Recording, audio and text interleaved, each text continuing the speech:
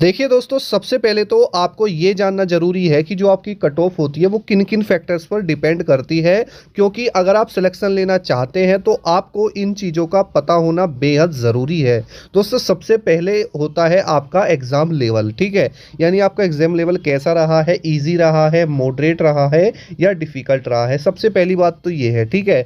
अब जो एग्ज़ाम चल रहे हैं अगर देखा जाए तो अब मॉडरेट टू डिफ़िकल्ट ही आपको दोस्तों देखने के लिए मिलेंगे, ठीक है। अगर दोस्तों हम बात करें तो दूसरा फैक्टर्स होता है वैकेंसी की, आपकी वैकेंसी कितनी है। और तीसरा फैक्टर होता है अटेंडेंस, यानी दोस्तों कितने बच्चे एग्जाम दे रहे हैं। दोस्तों देखिए, मैं आपको दो चीज़ें समझा देता हूँ। सबसे पहली चीज़ तो दोस्तों ये रहेगी कि आपने पहले देखा होगा कि जितने भी आपके फॉर्म फिल होते थे तो उसका जो कंपटीशन होता था वो 10% रहता था, ठीक है। लेकिन दोस्तों अब ये आंकड़ा बढ़कर लगभग लगभग ये लगा लो कि 30% तक जा चुका है। उसका रीज़न क्या है? उसका रीज़न ये है क्योंकि पहले दोस्तों आपको ऑफलाइन कोचिंग करनी पड़ती थी, लेकिन आज के समय में दोस्तों आपको घर से ही ऑनलाइन क्लासेस मिल जाती है। तो इसकी वजह से भी दोस्तों आपका जो कंपटीशन है वो बढ़ चुका है। दूसरा सबसे बड़ा फैक्टर ये है कि अब बहुत कम पैसे में आप ऑनलाइन कोचिंग कर सकते हैं, तो उससे भी दोस्तों काफ़ी कंपटीशन बढ़ गया है, ठीक है। तो ये दो चीज़ है। उसके अलावा दोस्तों देखिए, अगर हम यहाँ पर बात करें कि नॉर्मलाइजेशन कैसे होता है, तो दोस्तों देखो, नॉर्मलाइजेशन का मतलब होता है कि मान के चलो आपका एग्ज़ाम है, वो एग्ज़ाम एक शिफ्ट से ज़्यादा शिफ्टों में हुआ है, जैसे 2 3 4 5 7 मतलब जितने में भी हुआ है, एक से ज़्यादा में हुआ है। तो आपको भी पता है कि भाई जब हर दिन एग्ज़ाम होगा तो बच्चों के सामने जो क्वेश्चन पेपर आएगा वो सेम नहीं आ सकता, तो उसमें 19-20 का फ़र्क होगा। कोई किसी में ईजी क्वेश्चन आ जाएंगे, किसी में थोड़े डिफिकल्ट आ जाएंगे, किसी में मॉडरेट आ जाएंगे, ठीक है। तो होता क्या है, सपोज करो आपने ए शिफ्ट है, ठीक है, किसी की बी शिफ्ट है और किसी की दोस्तों सी शिफ्ट है। अब ए शिफ्ट में 100 बच्चों ने पेपर दिया, बी में भी 100 ने दिया और सी में भी 100 बच्चों ने दिया। अब जो ए शिफ्ट का एवरेज निकल के आ रहा है वो लगभग लगभग ये लगा लो 50 क्वेश्चन निकल के आ गया, ठीक है। 50 क्वेश्चन इसका आया, बी का निकल के आया 70 क्वेश्चन। मैं सिर्फ एग्जाम्पल के लिए ले रहा हूँ दोस्तों, ये मत समझना कि आपने सर 70 कैसे ले दिए, ठीक है। और सी का दोस्तों मैंने लिया तो 30 एवरेज आया।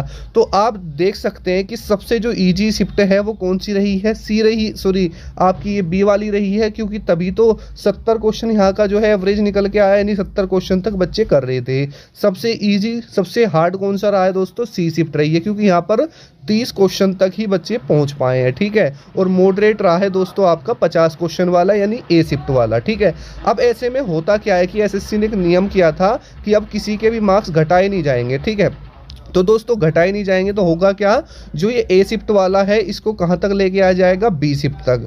यानी दोस्तों इसको 20 क्वेश्चन का नॉर्मलाइजेशन मिल जाएगा और इस सी वाले को दोस्तों 40 का मिल जाएगा, ठीक है। यानी दोस्तों इसको नॉर्मल किया जाता है आपके एग्जाम लेवल को देखते हुए, ठीक है। ये सिर्फ दोस्तों एग्जाम्पल के लिया था, आप ये मत समझना कि सर 70 कट ऑफ जाएगी, नहीं, ये सिर्फ दोस्तों समझाने के लिए। कट ऑफ मैं आपको दोस्तों लास्ट में बताऊंगा। उसके बाद दोस्तों देखो, एक चीज़ और भी है, आपका एग्जाम पैटर्न। अब दोस्तों देखिए, आपके मैथ के क्वेश्चन हैं, रीजनिंग के क्वेश्चन हैं, जीके के क्वेश्चन हैं, ठीक है। उसके अलावा हिंदी और इंग्लिश के क्वेश्चन है। सबसे बड़ी बात यह है कि आप लोग मैथ और रीजनिंग में अच्छा स्कोर कर सकते हैं, क्योंकि 20 क्वेश्चन आपके रीजनिंग के मैथ के हैं, 20 रीजनिंग के हैं, 20 जीके के हैं और 20 ही दोस्तों आपके हिंदी और इंग्लिश के हैं जो आप चूज़ करते हैं। अगर दोस्तों देखा जाए तो आप लोग सिर्फ मैथ, रीजनिंग और हिंदी और या इंग्लिश में से इसमें ही अपना स्कोर बना सकते हैं, ठीक है। जीके में दोस्तों आप मुश्किल से मुश्किल अगर 10 से 12 क्वेश्चन भी कर रहे हैं तो भी दोस्तों आपका अच्छा अटेम्प्ट है। लेकिन दोस्तों मैथ और रीजनिंग में 40 में से कम आपको 35 क्वेश्चन तो ठीक करने ही करने पड़ेंगे, यानी दोस्तों लगभग 70 नंबर आप इन दोनों में लेके आएंगे, ठीक है। उसके बाद लगभग लगभग 15 के आसपास आपको हिंदी इंग्लिश जो भी है उसको उसमें से आपको करने पड़ेंगे, ठीक है। तो इस तरीके से आपका दोस्तों एग्ज़ाम पैटर्न रहेगा। अब दोस्तों देखिए, अगर मैं बात करता हूं कि आपकी क्या एक्सपेक्टेड कट ऑफ रह सकती है, दोस्तों फिजिकल के लिए हम यहां पर बात कर रहे हैं, ठीक है। तो देखो, जनरल में उन स्टेट्स की बात कर रहा हूं जहां पर हाई कट ऑफ लगती है, जैसे हरियाणा, उत्तर प्रदेश, राजस्थान, बिहार, मध्य प्रदेश, इस टाइप से, ठीक है। तो जनरल कैटेगरी के लिए दोस्तों लगभग आपको जो क्वेश्चन सही करने हैं ना, जहाँ तक मुझे लगता है फिजिकल के लिए दोस्तों मैं बात कर रहा हूँ, तो लगभग लगभग ये लगा लो कि आपको 55 से लगभग 58 क्वेश्चन तक तो ठीक करने ही पड़ेंगे, तभी दोस्तों आपका सिलेक्शन मुझे लगता है हो सकता है। ठीक है, फिजिकल के लिए इसमें आप दोस्तों +-2 क्वेश्चन करके चलना। अगर दोस्तों हम ओबीसी की बात करें तो यहीं पर 53 से लगभग 56 क्वेश्चन तक आपको ठीक करने पड़ेंगे। अगर दोस्तों ईडब्ल्यूएस की बात करें तो ईडब्ल्यूएस में लगभग 52 से 54 क्वेश्चन आपको ठीक करने पड़ेंगे।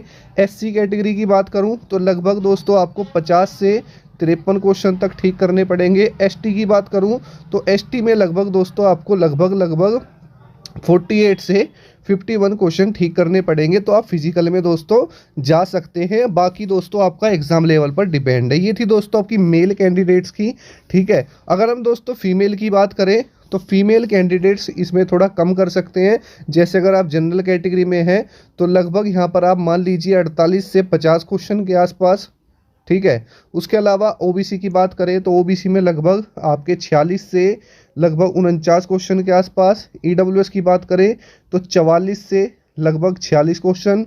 एससी की बात करें तो 42 से लगभग 43 और एसटी की बात करें तो 40 क्वेश्चन के आसपास। ठीक है, ये फीमेल्स के लिए है, इतना तो होना ही चाहिए अगर आप दोस्तों फिजिकल में जाना चाहते हो। ठीक है, तो बाकी दोस्तों आपके एग्जाम कैसा आ रहा है उस पर डिपेंड करता है। ठीक है, तो मिलते हैं नेक्स्ट वीडियो में। जय हिंद, जय भारत। दोस्तों कोई डाउट है कमेंट कर लेना, चैनल पर नए सब्सक्राइब कर लेना। और ठीक है, तो जय हिंद, वंदे मातरम।